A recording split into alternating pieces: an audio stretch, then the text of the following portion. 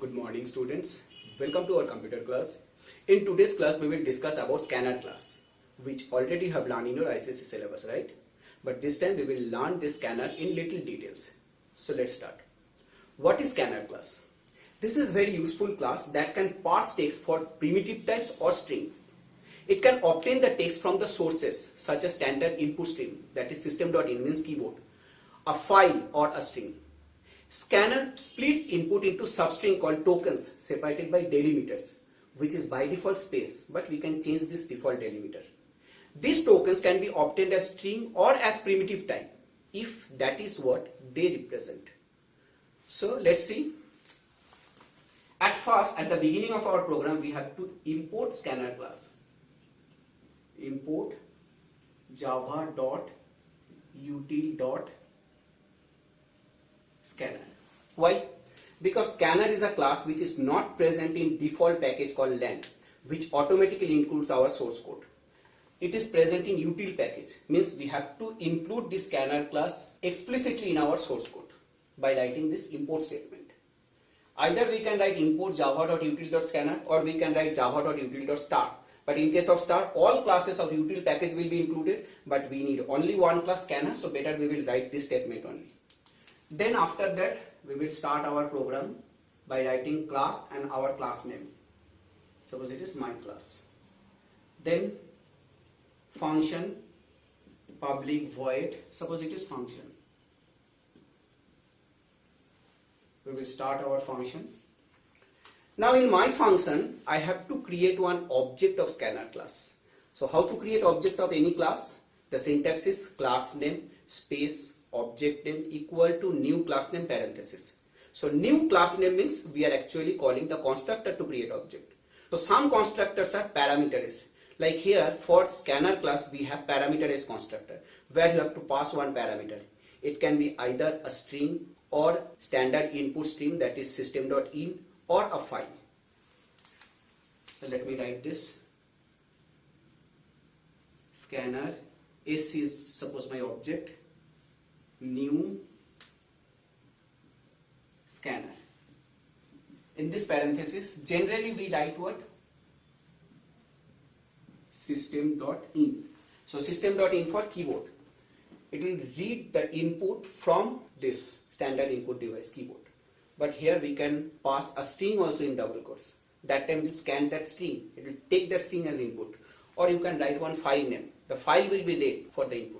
Now whatever the way we are accepting the input for scanner object, in that input the space separated tokens will be there.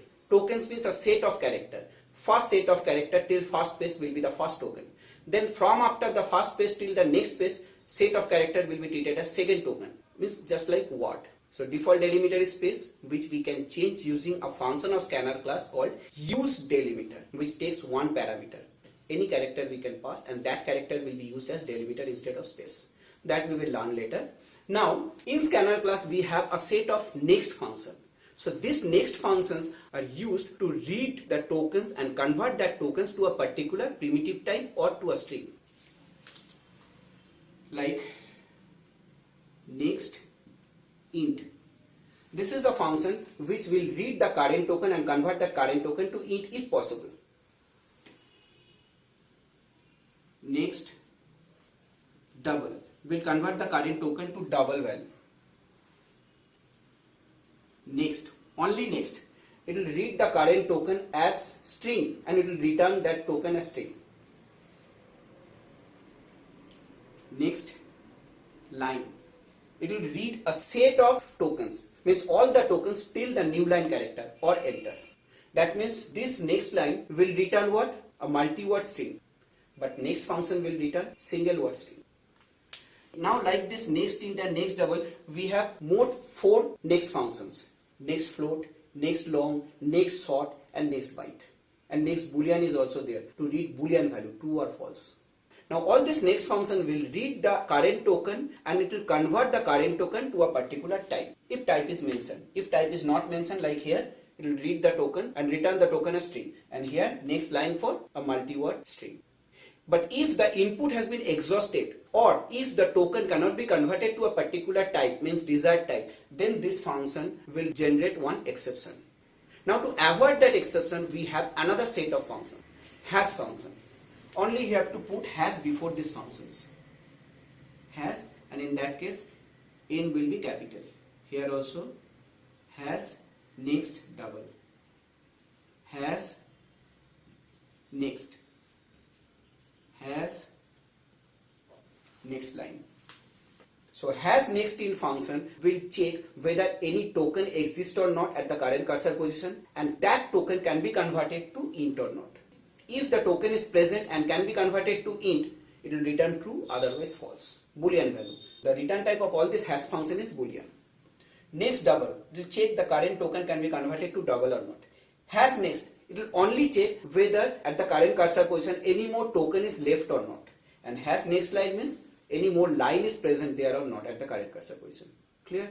So we can use this function to check whether any token present at the current cursor position and that can be converted to any other type or not. If so, then only we will read the input and will convert that input to a particular type, otherwise not, to avoid exception. Let's see.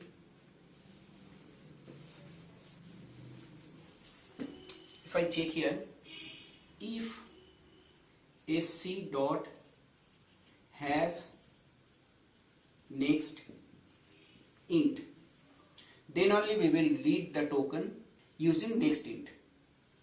Sc dot next int. So it will not generate any exception. Let me declare one sum variable as s with initial value 0. Now instead of if, let me make one loop, while loop, and here sum plus equal to this. What does it mean? This while loop will continue until we reaches to the end of the input or the input is other than int value. Each time whenever it is getting one token and that token can be converted to int, means it will read that token and convert that token to int to add to the sum variable. And after the loop, system.out.println sum equal to s. Let's take one example. When we will run this program, suppose I have given 15 as my first input. After that, I have pressed enter or I have given space, which is my default delimiter. So it will read this 15 as token, first token, and this hash next int will check this token can be converted to int or not. Yes, it can be converted because these two characters are 2 digits. So this is true. For true, this 15 will be read as int and that will be added to the sum. So first value of sum was 0. So 0 plus 15 for s is getting 15. Next time again this loop will execute and that time 5 as input. So for 5 also this condition is true. It will read that 5 and it will add that 5 with previous s. Means 15 plus 5 for 20. Then again it is reading, I have given suppose 2 now. 2 can be read as int, that will be added to the sum. 20 plus 2 for 22. Then next time I have given a or abc. So this is my current token which cannot be converted to int, means this function will return false to this while, which will make the condition false and the loop will terminate, and after the loop it is printing sum equal to s. So sum equal to the final value of s, which was 22. Understood? Now if you want to change this default delimiter from space to any other character, like you want to supply this number separated by comma separated list, what we will do? Sc dot use delimiter. So this use delimiter takes one character parameter. So I have to write the character in single quotes. And what I told, which character we will use as delimiter? Comma. So in that case it will not take this 15, 5, 2 ABC as separate token. We have to use comma. So for comma it will read the tokens. 15 is the first token till the first comma. Then from after this first comma till second comma, 5 will be taken as next token. Then 2, then ABC, like that. It will continue. Clear? I hope you understood this scanner class. Now your work is you have to practice these functions in computer. You must solve few programs using these functions. And if you have any doubts, you can write me. So today up to this much. See you in our next class. Till then, bye. Have a nice day.